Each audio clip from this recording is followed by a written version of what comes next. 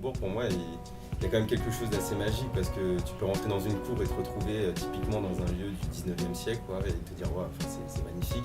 Et tu sors dans la rue et là, voilà, tu as toutes les boutiques. Il y a vraiment un contraste fort en fait, dans le Faubourg avec des fois des allées vraiment anciennes et du coup l'avenue en fait, enfin, le Faubourg quoi, qui est complètement, on va dire, contemporain, moderne.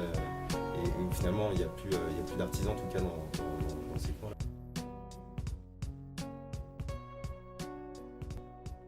Je m'appelle Dimitri Inka, je suis ébéniste marketeur.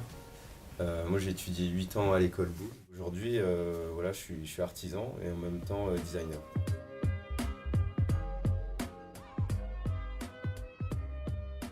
L'artisan il arrivait, donc déjà il allait au café, donc déjà boire un petit coup. Il attaquait sa journée, à midi il allait au café, il mangeait et puis il attaquait encore avec un autre petit coup. Et ensuite, il retournait à l'atelier, il finissait sa journée au café. Donc il faut savoir que c'était très particulier l'ambiance dans le Faubourg et c'était assez festif en fait. Donc aujourd'hui, ça évolue, un artisan il boit plus quand il travaille, mais c'est un peu cliché. Mais la relation entre l'artisan et le café était très particulière. Moi, je suis arrivé en 2007 en fait, du coup dans le Faubourg, donc voilà, ça va faire presque 9 ans. C'est vrai que moi quand je suis arrivé, finalement le Faubourg a assez peu évolué en ces quelques années. Mais j'ai quand même remarqué que beaucoup d'artisans avaient fermé boutique, enfin des artisans que je connaissais.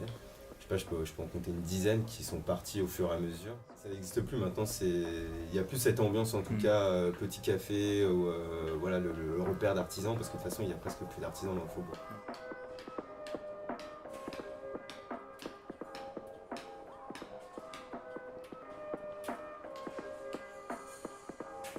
Il faut savoir en fait que le Faubourg, en tout cas ce quartier, c'était le quartier des artisans. Avant, les artisans, ils étaient régis par les corporations de métiers, c'était presque des guildes. Et donc c'était des familles quoi. Et donc l'esprit village était très présent dans le Faubourg parce que le Faubourg en lui-même c'était presque une petite ville dans la ville en fait. Il y a plus cette solidarité qu'il pouvait y avoir quand même à une époque, tu vois. Et puis surtout on est maintenant très cloisonné.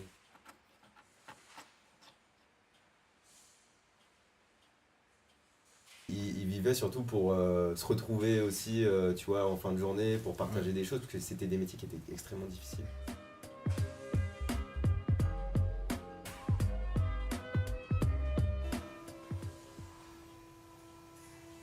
Il y a énormément d'artisans qui ont disparu parce qu'ils n'ont pas réussi à s'adapter. Donc ils voulaient toujours continuer à produire du traditionnel, et bien sûr ça ne fonctionnait pas.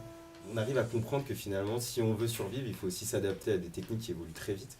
Et ça veut dire être capable de, par exemple, penser des objets forcément raccord avec notre temps et d'arriver finalement à produire avec des moyens contemporains.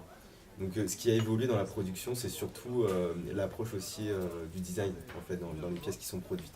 Okay. Et la distinction entre artisanat et design aussi devient très floue dans certains cas.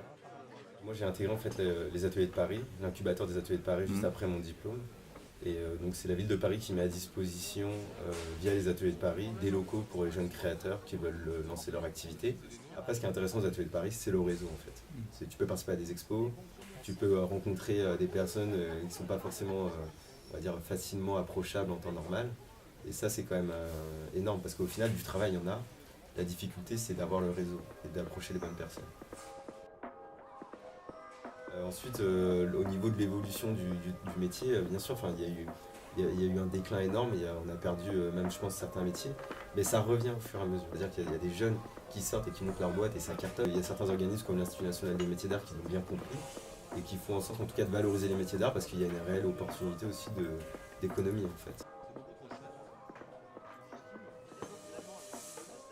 Il y a vraiment aussi une évolution de la culture, une évolution de la production qui ont fait que l'artisanat a disparu au fur et à mesure. Mais on revient à tout ça parce qu'on se rend compte que c'est une aberration finalement de produire pour consommer à outrance et qu'en tout cas on veut remettre du sens derrière ce qui est produit.